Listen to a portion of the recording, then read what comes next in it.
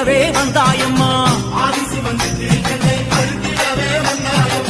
பரமனோட சிரசினிலே பாங்குடனே அமர்ந்தாயம்மா.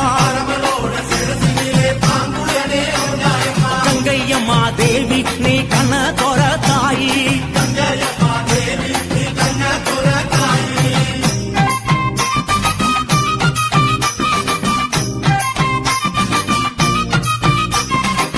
ஏழு கடல் சீமையெல்லாம் சூழ வந்தாய் கங்கையம்மா.